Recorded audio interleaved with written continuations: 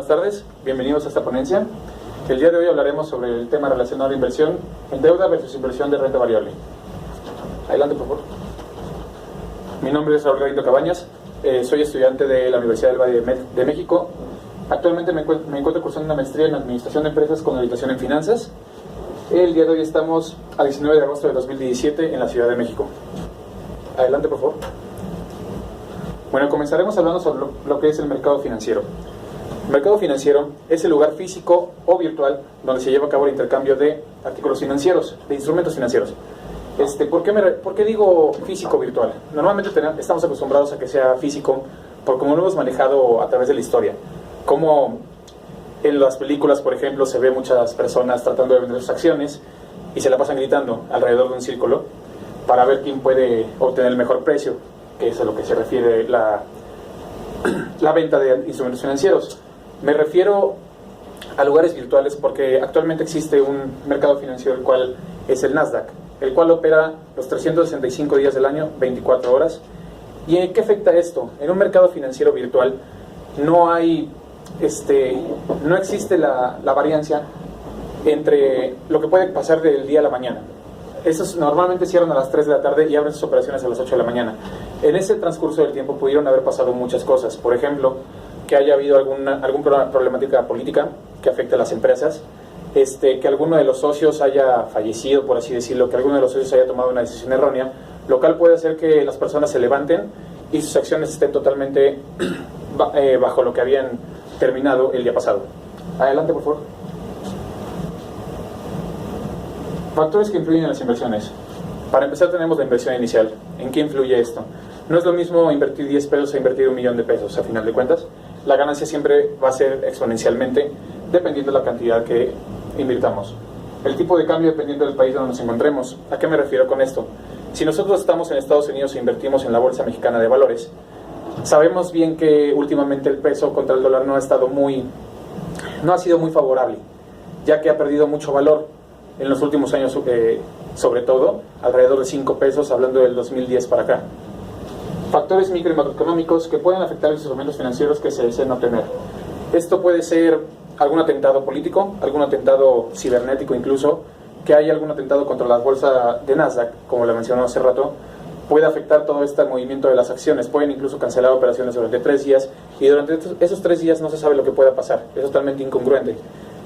Puede que suban de valor las acciones, puede que bajen de valor. En lo que se normaliza la situación pueden pasar demasiadas cosas. Factores gubernamentales.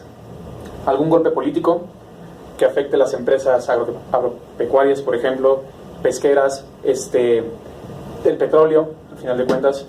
Todo eso puede afectar lo que viene siendo las acciones de una empresa. Los impuestos y restricciones de los instrumentos financieros. Con la única reforma que se llevó a cabo aquí en México, se impuso una cuota, un impuesto sobre la ganancia en acciones, lo cual afecta al inversionista a final de cuentas. Antes toda la ganancia se iba al bolsillo y no tenía ningún precio, pero en este momento el gobierno ya nos está retirando un pequeño porcentaje acerca de la ganancia. Adelante, por favor. Vamos a hablar de lo que viene siendo la inversión en deuda. Cuando hablamos de inversión en deuda, es inversión en organismos financieros, privados o gubernamentales, mediante los cuales se espera recibir una ganancia en un determinado tiempo con respecto a las tasas de interés establecidas. La inversión en deuda es prestar nuestro dinero a final de cuentas. Si nosotros vamos con gobierno e invertimos en los famosos CETES, los cuales veremos en un breve instante, lo que nosotros estamos haciendo es prestar dinero. No es una forma de depositar el dinero en una cuenta bancaria, es muy distinto, aunque también los bancos manejan ese tipo de inversión, lo que viene siendo deuda. Y todo varía con respecto a la tasa de interés. Si esta se eleva, nos beneficia a nosotros. Si esta baja, al final de cuentas no nos perjudica, pero nuestra ganancia sobre el tiempo va a ser menor. Otra regla importante sobre la inversión en deuda tiene que ver con los plazos. Si nos estamos centrando en los que son los CETES, existen inversiones desde los 3 días, 6 días, 15 días, un mes, podemos ir a 3 meses, a 1 año, 5 años o a 10 años. Todos son rentas fijas a final de cuentas y no podemos retirar ese dinero. El gobierno nos tendrá que pagar hasta haber terminado dicho plazo. Hablaremos, como lo mencionamos, lo que son los bonos gubernamentales, como son CETES o IBONOS, los UMS, CETES son certificados de tesorería, los cuales normalmente dan un porcentaje muy bajo, pero es muy seguro, debido a que el gobierno usa la tasa de interés con respecto a la inflación. Entonces, en dado caso que la inflación sea de un 5%, los CETES se mueven alrededor de un 4.8%. Los UDIbonos, ¿a qué nos referimos con los UDIbonos? Derivados de las UDIs, las cuales en este momento ya no se aplican, siguen teniendo un valor para aquellas personas que todavía se quedaron con UDIs, pero estos ya no son transferibles, ya no se puede comerciar con ellos. Estos vienen siendo sobre créditos hipotecarios. Si un banco o el gobierno, a final de cuentas, incrementa la tasa de interés con respecto a créditos hipotecarios, las personas que tenían UDIbonos aumentaban su ganancia en el plazo establecido, como lo hemos mencionado antes. La banca comercial, tenemos lo que son los pagarés con rendimientos liquidables, el vencimiento, los certificados de depósito, como son los CEDES. ¿A qué se refiere esto? Todos hemos oído hablar de una cuenta de ahorro.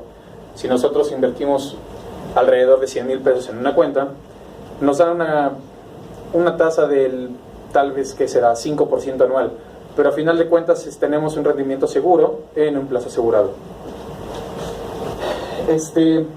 La inversión privada, como las obligaciones, distintas modalidades, el papel comercial, los eurobonos, etc.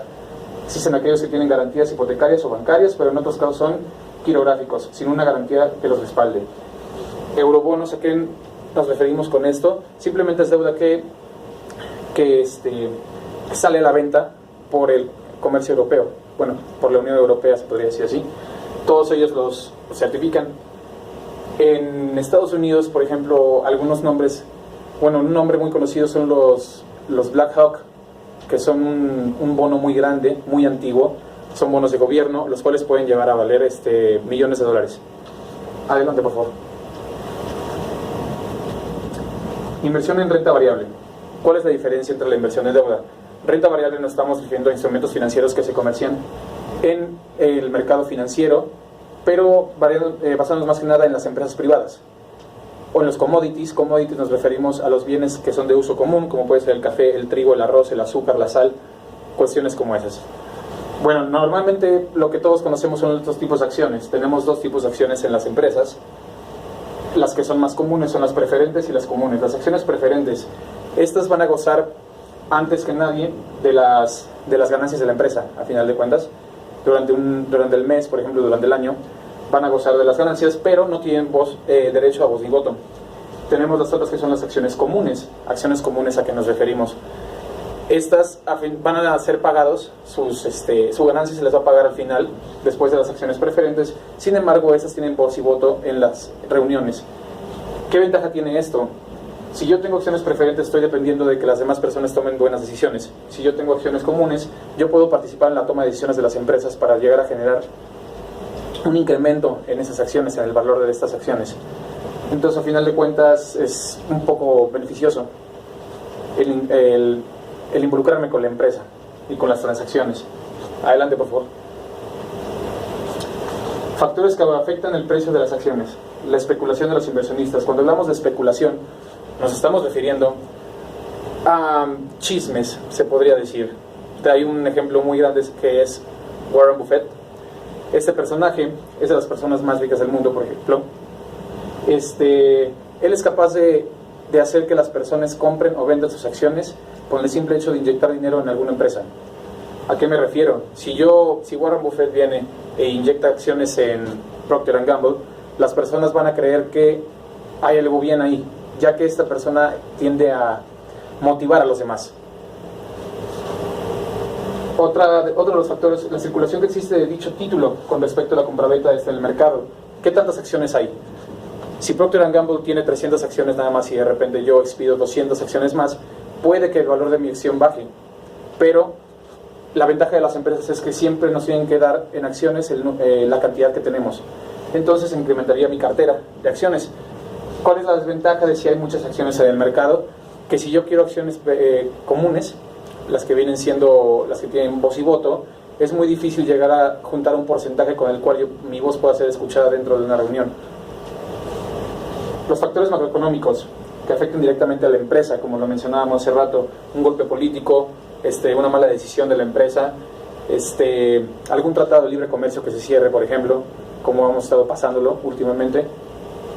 La situación financiera de la empresa. Hay un ejemplo muy claro sobre esto, que es el grupo Enron. ¿Qué pasó con Grupo Enron? Los dueños empezaron a alterar los estados financieros y a decir que ganaban demasiado dinero, que les estaba yendo muy bien, alteraban su contabilidad, empezaron a meter activos que no existían, cuentas por cobrar, y todo esto resultó que las personas pensaran que en realidad la empresa iba para arriba, aun cuando esta empresa en realidad iba muy bien, simplemente que quisieron aprovechar la oportunidad y jugar con las personas. Bueno, ¿qué pasó con esto? Evidentemente las acciones empezaron a subir, y después de eso las personas invirtieron demasiado dinero. Los dueños a final de cuentas tuvieron 3 años de buena vida, pero acabaron en la cárcel, evidentemente. Ese es un ejemplo muy claro sobre la situación financiera de la empresa. La variación en las tasas de interés. El caso de lo que pasó en el 94 aquí en México acerca de la devaluación no tiene tanto que ver. Bueno, la tasa de interés acerca de del tipo de cambio que teníamos subió exponencialmente. Muchas empresas se quebraron por el simple hecho de que se triplicaron sus deudas. Eso es lo que puede pasar con las tasas de interés. La inflación va muy variada de la tasa de interés. Una inflación normalmente, bueno, aquí en México varía entre el 5%. Dicen que empezamos alrededor del 2.3%, pero siempre terminan esas tasas más o menos. ¿Qué puede generar esto? Puede generar que los commodities, como lo mencionamos hace rato, suban, y este tipo de commodities afecte el proceso productivo de las empresas. Al momento de adquirir bienes, al momento de venderlos, lo que es el transporte, lo que es la gasolina, lo que puede ser todo eso, todos los servicios que conjuntan, pueden hacer que las transacciones se encarezcan. Y esto, a final de cuentas, genere menos ingresos y afecta, a final de cuentas, el precio de las acciones. Por último, tenemos las perspectivas de crecimiento de la empresa. Si yo en este momento quisiera invertir, yo invertiría en una empresa como Procter & Gamble, siguiendo con el ejemplo que teníamos. No puedo invertir en una empresa que va iniciando, al menos que yo le vea una expectativa de crecimiento. Si yo pienso que la empresa se va a estancar, no tiene caso llevar a cabo una inversión grande, ya que no voy a vivir de ahí a final de cuentas, no me va a generar una ganancia extraordinaria a través del tiempo. Adelante, por favor. Bueno, entramos al tema de la decisión de inversión. Hay un dicho: invertir el capital, hacer que el dinero haga dinero. La diferencia entre invertir y ahorrar, ¿cuál es esta? Empezaremos hablando por ahorrar. Si yo ahorro dinero en mi caja, sabemos que al final de cuentas el tipo de cambio puede variar.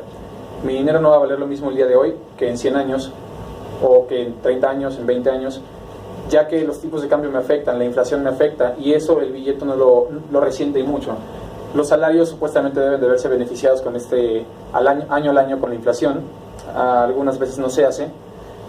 Y si yo al momento de querer ahorrar simplemente dejo mi dinero estancado, va a perder valor. Al momento de yo tener 100 pesos, tal vez en 20 años, esos 100 pesos en ese momento me cobran lo que viene siendo 90 solamente.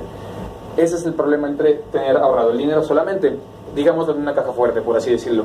Claro que existen los fondos de ahorro, que eso sí me generan un poco de interés, y al final de cuentas me van a dar una cantidad incluso un poco mayor a lo que yo tenía desde un principio.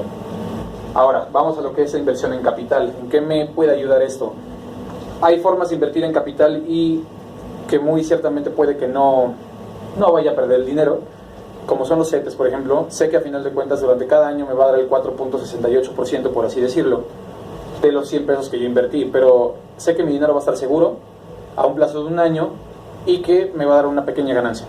Yo puedo reinvertirlo y reinvertirlo y reinvertirlo y seguir con el mismo mecanismo hasta el día en que yo necesite dinero. Pero si lo que buscamos es hacer dinero con el dinero, bueno, debemos invertir en otro tipo de acciones, por así decirlo, o bonos. Bien dice un dicho financiero, perdón por la redundancia, mientras más riesgo, mayor ganancia.